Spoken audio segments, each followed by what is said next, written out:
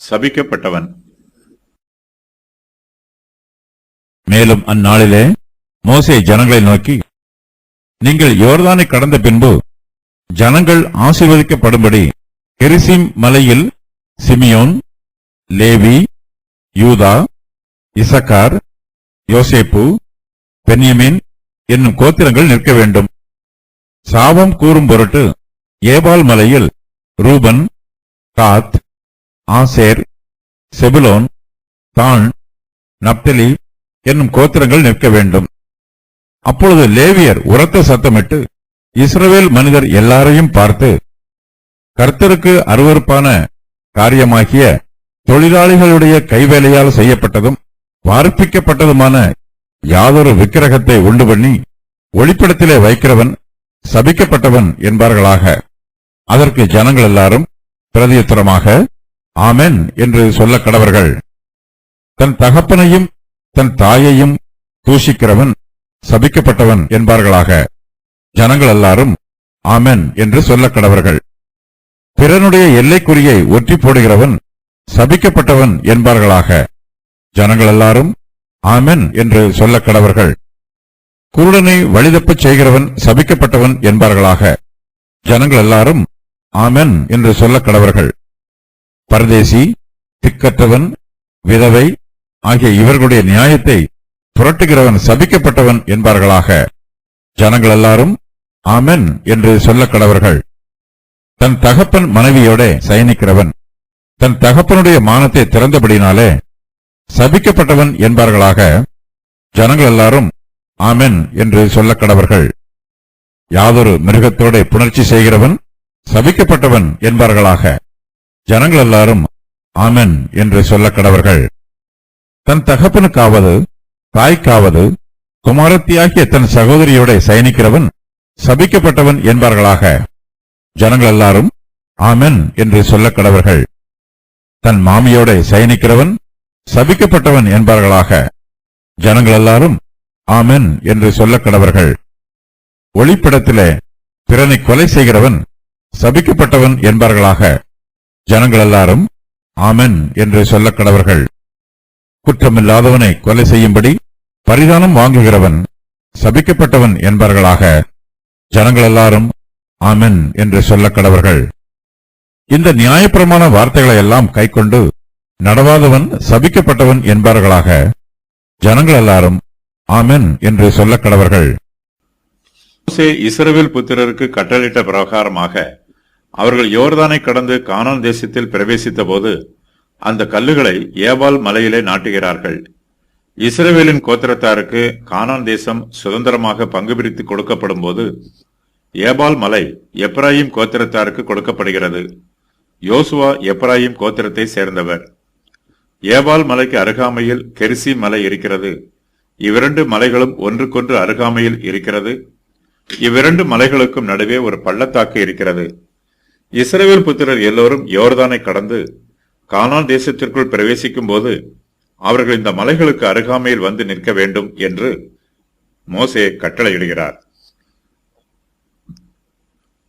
இஸ்ரவேலின் 12 கோத்திரத்தாரில் 6 கோத்திரத்தார் கெரிசி மலையிலும் மீதமுள்ள 6 கோத்திரத்தார் ஏபால் மலையிலும் நிற்க வேண்டும் என்பது மோசேயின் கட்டளை. மேலும் அந்நாளிலே மோசே ஜனங்களை நோக்கி, நீங்கள் யோர்தானை கடந்த பின்பு ஜனங்கள் ஆசீர்வதிக்கப்படும்படி கெரிசி மலையில் சிமியோன், லேவி, யூதா, இசக்கார், யோசேப்பு, பென்யமீன் என்னும் கோத்திரங்கள் நிற்க வேண்டும். சாபம் கூறும் பொருட்டு ஏபால் மலையில் ரூபன், காத், ஆசேர், செபுலோன், தான், நப்தலி என்னும் கோத்திரங்கள் நிற்க வேண்டும் என்று சொல்லுகிறார்.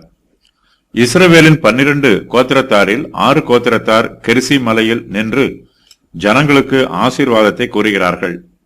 மேலும் 6 கோத்திரத்தார் ஏபால் மலையில் நின்று ஜனங்களுக்கு சாபத்தை கூறுகிறார்கள். ஜனங்கள் ஏபால் மலையை பார்த்து நிற்கும் போது லேவியரும் ஆசாரியரும் சாபங்களை கூறுவார்கள். அதற்கு ஜனங்கள் எல்லோரும் பிரதியுத்தரமாக ஆமென் என்று சொல்ல வேண்டும்.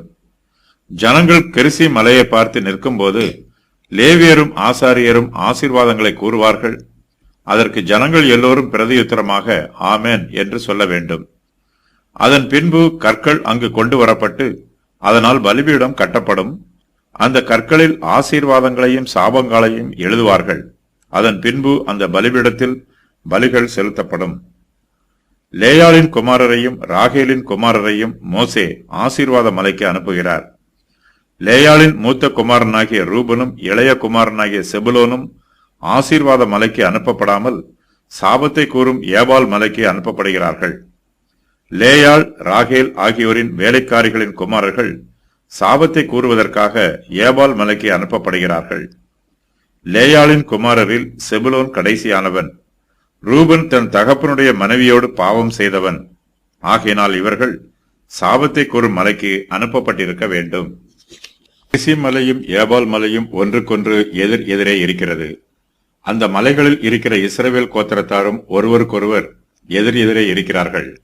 இஸ்ரவேலின் 6 கோத்திரத்தார் ஒரு மலையிலும், அவர்களுக்கு எதிரே இஸ்ரவேலின் மீதியான 6 கோத்திரத்தாரும் அடுத்த மலையிலும் நிற்கிறார்கள். இஸ்ரவேல் சபையார் எல்லோரும் அமைதியாக நிற்கிறார்கள். அப்பொழுது லேவியர் உரத்த சத்தமிட்டு இஸ்ரவேல் மனிதர் எல்லோரையும் பார்த்து சாபமான வார்த்தைகளை சொல்லுகிறார்கள். இந்த வசன பகுதியில் இஸ்ரவேல் புத்திரருக்குள்ளே யாரெல்லாம் சபிக்கப்பட்டவர்கள் என்று சொல்லப்பட்டிருக்கிறது. அந்த வாக்கியங்களை லேவியர் உரத்த சத்தமிட்டு இஸ்ரவேல் மனிதர் எல்லோரையும் பார்த்து சொல்லுகிறார்கள். அப்பொழுது ஏபால் மலையிலும் அதன் அடிவாரத்திலும் நிற்கிற ரூபன், காத், ஆசேர், செபுலோன், தான், நப்தலி என்னும் 6 கோத்திரங்களை சேர்ந்தவர்கள் ஆமென் என்று சொல்ல வேண்டும். லேவியர்கள் உரத்த சத்தமிட்டு இஸ்ரவேல் மனிதர் எல்லோரையும் பார்த்து ஆசீர்வாதமான வார்த்தைகளை சொல்லும் போது, கெரிசீம் மலையிலும் அதன் அடிவாரத்திலும் நிற்கிற சிமியோன், லேவி, யூதா, இசக்கார், யோசேப்பு, பென்யமீன் என்னும் 6 கோத்திரங்களை சேர்ந்தவர்கள் ஆமென் என்று சொல்ல வேண்டும். இஸ்ரவேலின் தேவனாகிய கர்த்தர் தம்முடைய தெய்வீக ஞானத்தினாலே இஸ்ரவேலின் 12 கோத்திரத்தாரில் எந்த கோத்திரத்தார் கெரிசீம் மலையிலே நிற்க வேண்டும் என்றும் வேறு எந்த கோத்திரத்தார் ஏபால் மலையிலே நிற்க வேண்டும் என்றும் தீர்மானம் செய்திருக்கிறார். கெரிசீம் மலையில் சிமியோன், லேவி, யூதா, இசக்கார், யோசேப்பு, பென்யமீன் என்னும் கோத்திரங்கள் நிற்க வேண்டும். ஏபால் மலையில் ரூபன், காத், ஆசேர், செபுலோன், தான், நப்தலி என்னும் கோத்திரங்கள் நிற்க வேண்டும். ஆசீர்வாதம் கூறும் பொருட்டு கெரிசீம் மலையில் நிற்கிற கோத்திரத்தார் எல்லோரும் சுயாதீனமான ஸ்திரீகளின் பிள்ளைகள். வாக்குத்தத்தம் அவர்களுக்கு உரியது. இப்படி இருக்க சகோதரரே, நாம் அடிமையானவளுக்கு பிள்ளைகளாயிராமல் சுயாதீனம் உள்ளவர்களுக்கே பிள்ளைகளாய் இருக்கிறோம். கலாத்தியர் 4:31. லேவி கோத்திரத்தாரும் கெரிசீம் மலையில் ஆசீர்வதிக்கும்படி நிற்கிறார்கள். அவர்கள் இஸ்ரவேல் ஜனங்களுக்கு கர்த்தருடைய நியாயப்பிரமாணத்தை உபதேசிக்க வேண்டியவர்கள். கர்த்தருடைய வார்த்தைக்கு கீழ்ப்படிந்தால் ஆசீர்வாதமும், அவருடைய வார்த்தைக்கு கீழ்ப்படியவில்லை என்றால் சாபமும் வரும் என்பதை லேவியர் இஸ்ரவேல் சபையாருக்கு உபதேசம் பண்ண வேண்டும். கெரிசீம் மலையில் நிற்கிற 6 கோத்திரத்தாரும் ஜனங்களை ஆசீர்வதிக்கும்படி அங்கே நிற்கிறார்கள். ஏபால் மலையில் நிற்கிற மீதமுள்ள 6 கோத்திரத்தாரும் ஜனங்களுக்கு சாபம் கூறும்படி அங்கே நிற்கிறார்கள். ஏபால் மலையில் நிற்கிற 6 கோத்திரத்தாரும் சபிக்கப்பட்டவர்கள் என்று சொல்ல முடியாது. கர்த்தர் அவர்களை சாபத்திற்கு நியமிக்கவில்லை. யாரெல்லாம் கர்த்தருடைய பிரமாணத்திற்கு கீழ்ப்படியவில்லையோ அவர்கள் மாத்திரமே சபிக்கப்பட்டவர்கள். ஏபால் மலையில் நிற்கிற ஜனங்கள் சாபமான வார்த்தைகளை சொன்னாலும் அவர்கள் கர்த்தருடைய பிரமாணத்தை கைக்கொள்ளும் போது அவர்கள் கர்த்தரால் ஆசீர்வதிக்கப்படுவார்கள். அதுபோலவே கெரிசீம் மலையில் நிற்கிற 6 கோத்திரத்தாரும் அந்த மலையில் நிற்பதினாலோ அல்லது அவர்கள் ஜனங்களுக்கு ஆசீர்வாதமான வார்த்தைகளை சொல்லுவதினாலோ அவர்கள் ஆசீர்வதிக்கப்படுவதில்லை. அவர்கள் கெரிசீம் மலையில் நின்றாலும் கர்த்தருடைய பிரமாணத்திற்கு கீழ்ப்படிந்தால் மாத்திரமே அவர்கள் ஆசீர்வதிக்கப்பட்டவர்கள். அவர்கள் கர்த்தருடைய பிரமாணத்திற்கு கீழ்ப்படியவில்லை என்றால் அவர்கள் கெரிசீம் மலையில் நின்றாலும் அவர்கள் ஜனங்களுக்கு ஆசீர்வாதமான வார்த்தைகளை சொன்னாலும் அவர்கள் சபிக்கப்பட்டவர்களாகவே இருப்பார்கள். இஸ்ரவேலின் 12 கோத்திரத்தாரும் கெரிசீம் மலைக்கு முன்பாகவும் ஏபால் மலைக்கு முன்பாகவும் நிற்கும்போது லேவியர் உரத்த சத்தமாய் இஸ்ரவேல் மனிதர் எல்லோரையும் பார்த்து ஆசீர்வாதமான வார்த்தைகளையும் சாபமான வார்த்தைகளையும் சொல்லுகிறார்கள். அவர்கள் கர்த்தருடைய ஆசீர்வாதங்களையும் சாபங்களையும் இஸ்ரவேல் ஜனங்களுக்கு அறிவிப்பதற்காக நியமிக்கப்பட்டிருக்கிறார்கள். லேவியர்கள் ஆசீர்வாதமான வார்த்தைகளையும் சாபமான வார்த்தைகளையும் சொன்னாலும் அவர்களும் கர்த்தருடைய பிரமாணத்திற்கு கீழ்ப்படிய வேண்டும். அப்போதுதான் லேவியர்கள் ஆசீர்வதிக்கப்படுவார்கள். லேவியர்கள் கர்த்தருடைய பிரமாணத்திற்கு கீழ்ப்படியவில்லை என்றால் அவர்களும் சபிக்கப்பட்டவர்களாகவே இருப்பார்கள். இந்த அதிகாரத்தில் சாபமான வார்த்தைகள் மாத்திரமே சொல்லப்படுகிறது. இஸ்ரவேல் புத்திரருக்குள்ளே யாரெல்லாம் சபிக்கப்பட்டவர்கள் என்பதை லேவியர்கள் உரத்த சத்தமிட்டு சொல்லுகிறார்கள். அப்போது ஏபால் மலையில் நிற்கிற 6 கோத்திரத்தார் மாத்திரமே ஆமென் என்று சொல்லி லேவியரின் வார்த்தைகளை அங்கீகரிக்கிறார்கள். இந்த அதிகாரத்தில் ஆசீர்வாதமான வார்த்தைகள் ஒன்றும் சொல்லப்படவில்லை. ஆகையினால் கெரிசி மலையில் நிற்கிற 6 கோத்திரத்தாரும் ஒன்றும் சொல்லாமல் அமைதியாய் நிற்கிறார்கள். இயேசு கிறிஸ்துவின் மலைப்பிரசங்கத்தில் ஆசீர்வாதமான வார்த்தைகள் மாத்திரமே சொல்லப்பட்டிருக்கிறது. கிறிஸ்துவானவர் பிரசங்கம் பண்ணின மலை கெரிசீம் மலைக்கு ஒப்பாயிருக்கிறது. லேவியர் இஸ்ரவேல் புத்திரர் எல்லோரையும் பார்த்து உரத்த சத்தமிட்டு சாபமான வார்த்தைகள் ஒவ்வொன்றாய் சொல்லுகிறார்கள். அவர்கள் ஒவ்வொரு முறையும் சாபமான வார்த்தைகளை சொல்லும் போது இஸ்ரவேல் ஜனங்கள் எல்லோரும் ஆமென் என்று சொல்லுகிறார்கள். இஸ்ரவேல் புத்திரர் மத்தியிலே சாபமான வார்த்தைகள் சொல்லப்படும் போது அந்த வார்த்தைகளுக்கு பிரதியுத்தரமாக ஆமென் என்று சொல்லுவது மிகவும் கடினமான காரியம். பொதுவாக சாபமான வார்த்தைக்கு யாரும் ஆமென் என்று சொல்ல மாட்டார்கள். இஸ்ரவேல் ஜனங்கள் எல்லோருக்கும் முன்பாக சாபமான வார்த்தைகள் சொல்லப்படும் போது ஜனங்கள் ஆமென் என்று சொல்லுகிறார்கள். இந்த வசன பகுதியில் லேவியர் சொல்லுகிற சாபமான காரியங்களை செய்கிறவர்கள் நிச்சயமாகவே சபிக்கப்பட்டவர்களாக இருப்பார்கள்.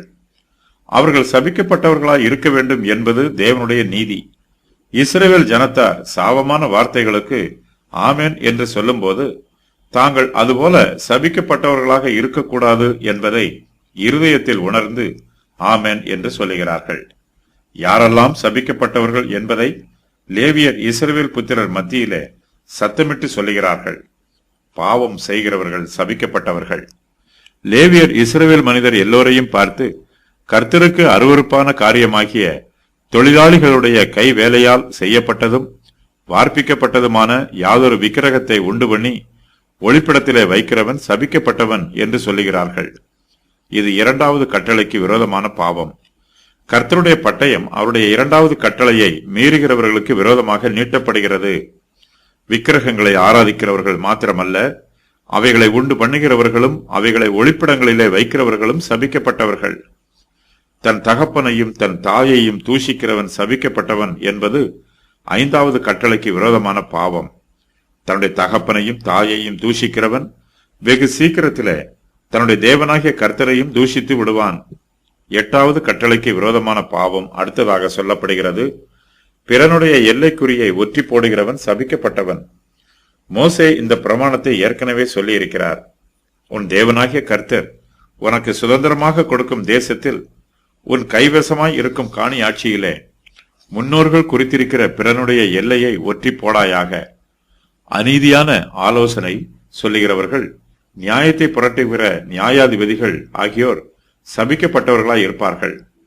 குருடனை வழிதப்பச் செய்கிறவன் சபிக்கப்பட்டவன். பரதேசி, திக்கற்றவன், விதவை ஆகிய இவர்களுடைய நியாயத்தை புரட்டுகிறவன் சபிக்கப்பட்டவன். 7வது கட்டளைக்கு விரோதமான பாவம் அடுத்ததாக சொல்லப்படுகிறது.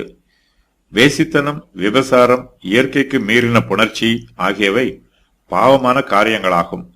இந்த பாவங்களை செய்கிறவர்கள் சபிக்கப்பட்டவர்களாய் இருப்பார்கள். தன் தகப்பன் மனைவியோட சயனிக்கிறவன் தன் தகப்பனுடைய மானத்தை திறந்தபடியினாலே சபிக்கப்பட்டவன். யாதொரு மிருகத்தோட புணர்ச்சி செய்கிறவன் சபிக்கப்பட்டவன். தன் தகப்பனுக்காவது தாய்க்காவது குமாரத்தியாகிய தன் சகோதரியோட சயனிக்கிறவன் சபிக்கப்பட்டவன். தன் மாமியோட சயனிக்கிறவன் சபிக்கப்பட்டவன். 6வது கட்டளைக்கு விரோதமான பாவம் இந்த வசன பகுதியில் சொல்லப்பட்டிருக்கிறது. மோசே 2 விதமான கொலை பாதகத்தை பற்றி சொல்லுகிறார். அவையாவன, ஒளிப்படத்திலே பிறனை கொலை செய்வது, குற்றமில்லாதவனை கொலை செய்யும்படி பரிதானம் வாங்குவது. பிறனை ஒளிப்படத்திலே கொலை செய்கிறவன் அக்கிரமக்காரனாய் இருக்கிறான். கொலை செய்யப்படுகிறவனுக்கு தன்னை பாதுகாத்துக் கொள்ள வாய்ப்பு கிடைக்கவில்லை. ஒருவேளை செத்து போனவனுக்கு தெரியாமல் அவனுக்கு விஷம் கொடுத்திருக்கலாம். தன்னை கொன்றவன் யார் என்பது கூட செத்து போனவனுக்கு தெரியாமல் இருக்கலாம்.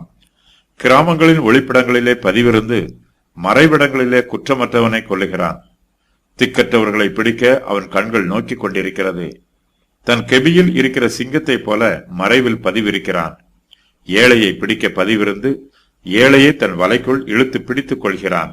சங்கீதம் 10:8-9. குற்றமில்லாதவனை கொலை செய்யும்படி பரிதானம் வாங்குகிறவன் சட்டத்தின் பெயரால் அவனை கொன்று போடுகிறான். பரிதானம் வாங்குவது கர்த்தருக்கு விரோதமான பாவம். தாங்கள் வாங்குகிற பரிதானத்திற்காக இவர்கள் நீதியை புரட்டுகிறார்கள். குற்றமில்லாத இரத்தத்தை சிந்துகிறார்கள். இப்படிப்பட்டவர்கள் சபிக்கப்பட்டவர்கள் என்று மோசே சொல்லுகிறார். தன் பணத்தை வட்டிக்கு கொடாமலும் குற்றமில்லாதவனுக்கு விரோதமாய் பரிதானம் வாங்காமலும் இருக்கிறான். இப்படி செய்கிறவன் என்றென்றைக்கும் அசைக்கப்படுவதில்லை. சங்கீதம் 15:5. லேவியர் உரத்த சத்தமாய் சாபமான வார்த்தைகள் ஒவ்வொன்றாக சொல்லுகிறார்கள். முடிவிலே இந்த நியாயப்பிரமாண வார்த்தைகளையெல்லாம் கைக்கொண்டு நடவாதவன் சபிக்கப்பட்டவன் என்று சொல்லுகிறார்கள். இஸ்ரவேல் புத்திரர் கர்த்தருடைய நியாயப்பிரமாணத்திற்கு கீழ்ப்படிய வேண்டும். அவர்கள் நியாயப்பிரமாண வார்த்தைகளையெல்லாம் கைக்கொண்டு நடக்க வேண்டும். கர்த்தருடைய வார்த்தைக்கு நாம் கீழ்ப்படிந்தால் நமக்கு ஆசீர்வாதமும், நாம் கீழ்ப்படியவில்லை என்றால் நமக்கு சாபமும் வரும். நீதியை செய்ய கர்த்தருக்கு வேலை வந்தது. அவர்கள் உம்முடைய நியாய பிரமாணத்தை மீறினார்கள். சங்கீதம் 119, 126. சாபங்களை வருவிக்கும் பாவங்களை பற்றிய விவரம் வருமாறு: கர்த்தருக்கு அருவருப்பான காரியமாகிய தொழிலாளிகளுடைய கைவேலையால் செய்யப்பட்டதும் வார்ப்பிக்கப்பட்டதுமான யாதொரு விக்கிரகத்தை உண்டு பண்ணி ஒளிப்படத்திலே வைப்பது, தன் தகப்பனையும் தன் தாயையும் தூஷிப்பது, பிறனுடைய எல்லைக்குறியை ஒற்றி போடுவது, குருடனை வழிதப்பச் செய்வது, பரதேசி திக்கற்றவன் விதவை ஆகிய இவர்களுடைய நியாயத்தை புரட்டுவது, தன் தகப்பன் மனைவியோட சயனிப்பது, யாதொரு மிருகத்தோட புணர்ச்சி செய்வது, தன் சகோதரியோட சயனிப்பது, தன் மாமியோட சயனிப்பது, பிறனை கொலை செய்வது, பரிதானம் வாங்குவது, கர்த்தருக்கும் அவருடைய வார்த்தைக்கும் எதிராக கலகம் பண்ணுவது.